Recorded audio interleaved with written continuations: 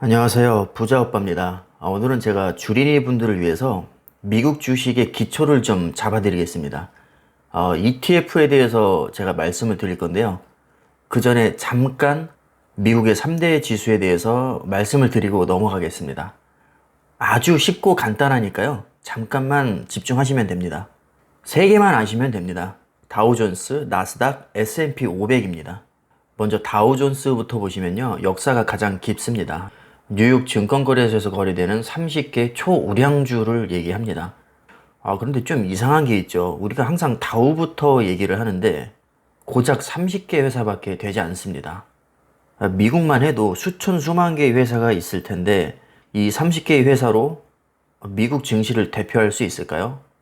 당연히 아닐 겁니다. 그래서 대표성이 비교적 떨어진다고 생각하시면 됩니다. 그럼에도 불구하고 우리가 다우를 먼저 얘기하는 것은 역사가 깊고 상징적인 의미가 있기 때문입니다. 그 다음은 나스닥입니다.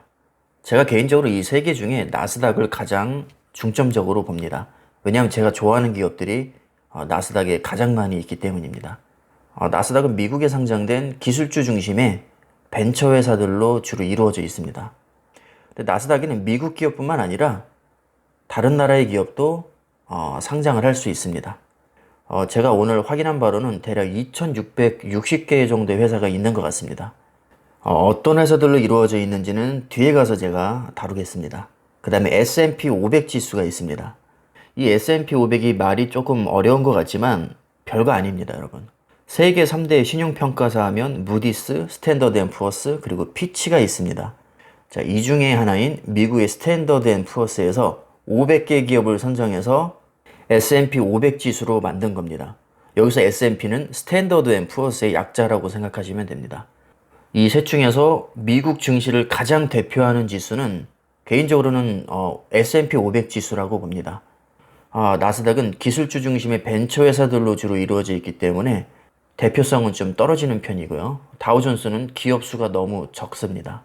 반면에 S&P 500 지수는 세계적으로 인정을 받고 있는 국제신용평가사인 스탠더드 앤 푸어스에서 500개 기업을 까다롭게 선정을 하기 때문에 종합적으로 고려를 해봤을 때 대표성이 가장 뛰어나다고 할 수 있습니다. 지수에 대한 설명은 이 정도면 될 것 같습니다.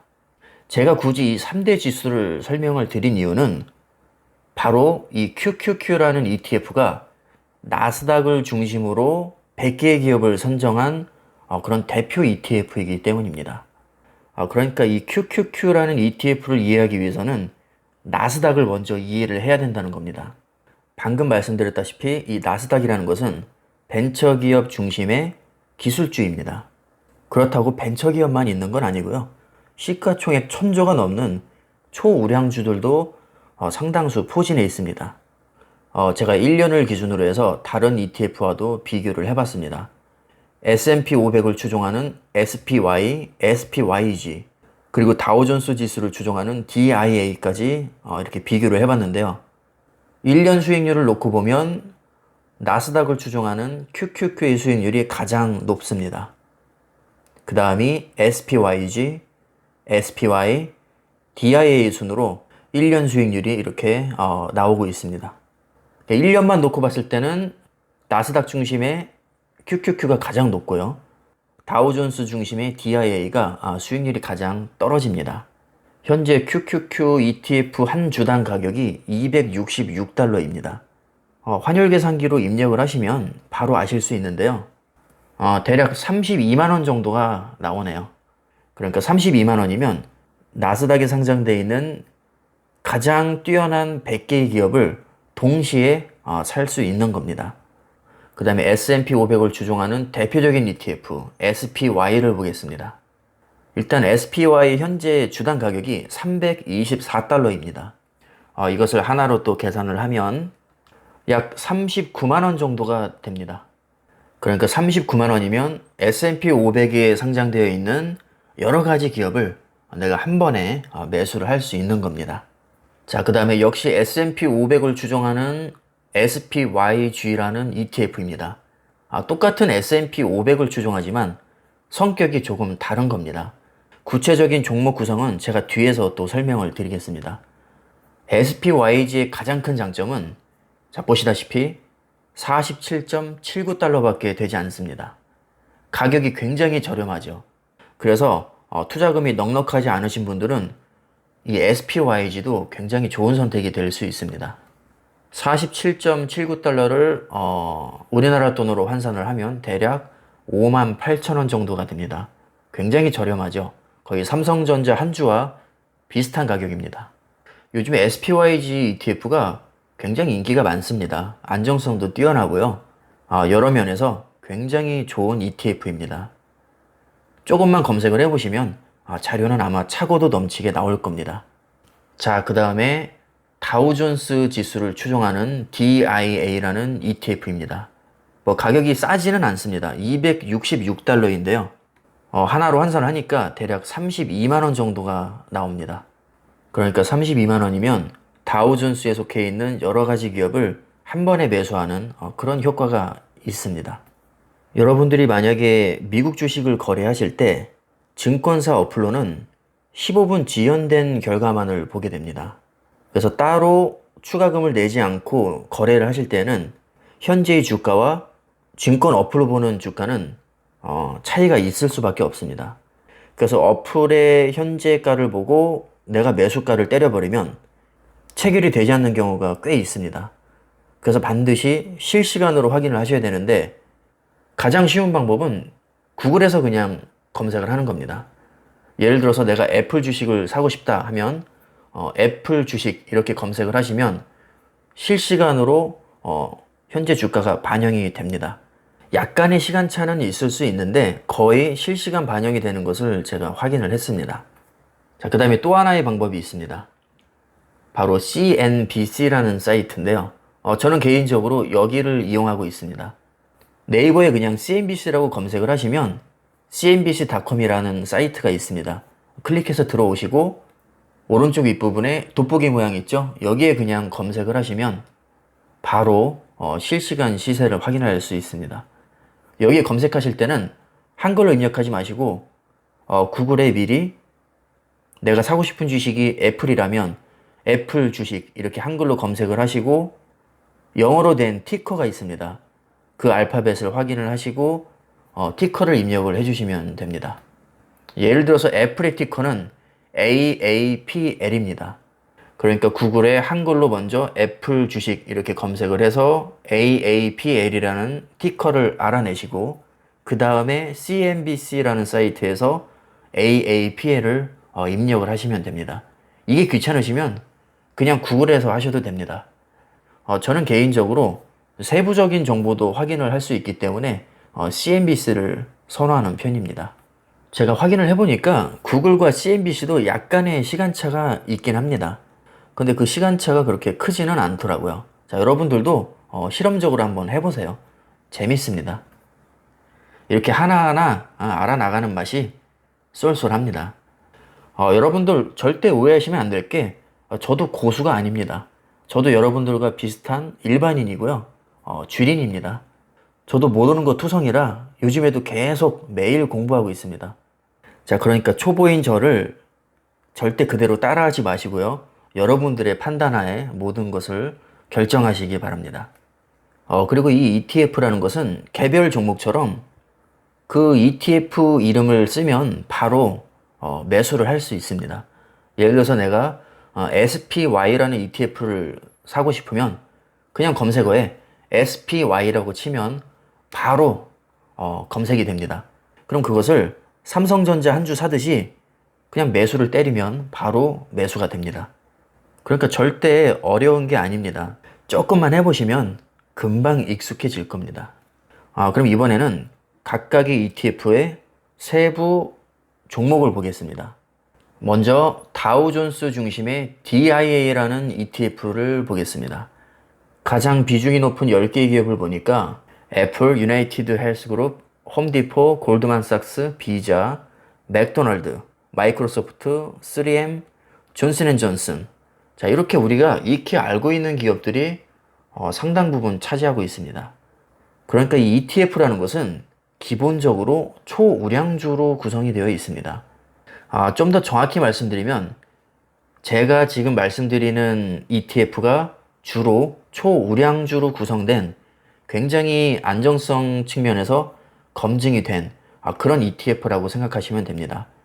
섹터별로 보면 기술주가 19.9%를 차지하고 있죠. 가장 높은 비중입니다. 그다음에 컨슈머 서비스, 파이낸셜, 헬스케어, 인더스트리얼스 이렇게 각각 섹터별로 조합을 해서 하나의 ETF를 만든 겁니다. 각자 선호하는 섹터가 있을 겁니다. 그럼 본인의 입맛에 맞는 섹터가 가장 많이 들어가 있는 그런 ETF를 고르시면 됩니다. 일단 이 DIA라는 ETF는 제 개인적인 취향에는 맞지 않습니다. 그런데 제 입맛에 안 맞는다고 해서 여러분들 입맛에 안 맞는다는 법은 없죠. 누군가의 입맛에는 아마 딱 맞을 겁니다. 그래서 제가 항상 드리는 말씀이 모든 선택은 본인의 취향에 맞게 그렇게 하라는 겁니다. 다음은 QQQ라는 ETF입니다. 나스닥 중심의 ETF로 구성이 되었고요. 세부 종목을 보니까 애플이 11.9%로 가장 높은 비중입니다. 그 다음에 마이크로소프트가 11.51%, 굉장히 높죠. 그 다음에 많이들 좋아하시는 아마존이 10.23%, 페이스북도 4%가 들어가 있고요. 알파벳이 두 개죠. 자, 알파벳은 두 개로 이루어져 있는데 하나는 의결권이 있는 A, 그리고 나머지는 의결권이 없는 C, 이렇게 A와 C로 각각 3.68%, 3.59%로 구성되었습니다. 사실상 알파벳 A와 C를 합쳐서 한 7%가 조금 넘죠? 이것은 구글이라고 생각하시면 됩니다. 왜냐면 알파벳은 구글의 지주회사거든요. 모기업이기 때문에 실제로는 우리가 알고 있는 구글이라고 생각하시면 됩니다. 그 다음에 세계 1위 반도체 기업인 인텔입니다. 인텔도 2.4%가 들어가 있고요. 그 다음에 제가 좋아하는 엔비디아 2.21%가 들어가 있습니다. 그 다음에 어도비도 1.99%가 들어가 있네요. 자, 이렇게 기술주만 55.8%가 들어가 있습니다. 나머지 섹터들은 그렇게 비중이 크지 않죠. 그래서 나는 기술주가 좋다. 앞으로 4차 산업혁명에서 기술주가 좀 많이 뛸 것 같다. 이렇게 생각하시는 분들은 QQQ가 아주 좋은 선택이 될 수 있습니다. 근데 나는 그 중에서도 특히 엔비디아가 좋다. 아니면 애플이 좋다. 그러신 분들은 ETF도 사고 거기에 추가로 개별 종목인 엔비디아나 애플을 사셔도 아주 좋은 선택이 될 수 있습니다. 왜냐하면 엔비디아나 애플은 가격이 그렇게 비싸지 않습니다. 애플의 주가가 지금 아마 47만원 정도 할 겁니다. 그리고 엔비디아는 조금 더 비싸요. 아마 50만원 정도 할 거고요. 이렇게 50만원 정도 수준에서 내가 좋아하는 개별 주식도 따로 매수를 할 수 있습니다. 일단 개인적으로 추천드리는 건 ETF와 개별 종목을 좀 혼합을 해서 가져가시면 안정성과 수익성을 동시에 추구할 수 있어서 아주 좋은 방법이라고 생각을 합니다. 저는 공격적인 투자자이기 때문에 ETF의 비중이 아주 낮고 개별 종목의 비중이 좀 높은 편입니다. 이것은 개인의 스타일에 따라서 이렇게 조절을 하시면 됩니다. 그 다음에 S&P 500을 추종하는 SPY입니다. 거의 비슷하죠. 마이크로소프트, 애플, 아마존, 페이스북, 알파벳, 존슨앤존슨, 그 다음에 아까 없던 게 있네요. 버크셔 해서웨이. 자, 이거는 워렌 버핏 회사입니다. 자, 주식으로 가장 유명한 분이 워렌 버핏이잖아요. 자, 누가 봐도 초우량주라고 할 수 있겠죠. 그 다음에 비자까지 이렇게 구성이 되어 있습니다. 자, 기술주만 말씀을 드리면 일단 26.6%가 들어가 있고요. 그렇게 높은 비중은 아니죠. 그 다음에 역시 S&P 500을 추종하는 SPYG라는 ETF입니다. 마이크로소프트, 애플, 아마존, 페이스북, 알파벳, A, C, 비자, 마스터카드, 엔비디아 이렇게 구성이 되어 있고요. 기술주가 42.2%로 꽤 높은 비중으로 들어가 있습니다.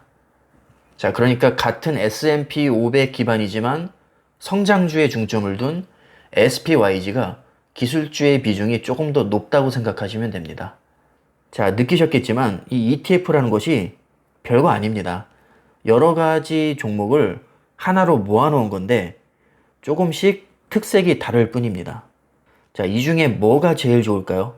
당연히 단정 지어서 말을 할 수가 없습니다. 누구에게 물어봐도 그 답이 명확하게 나온다면 이 세상에는 하나의 ETF밖에 없어야 할 겁니다.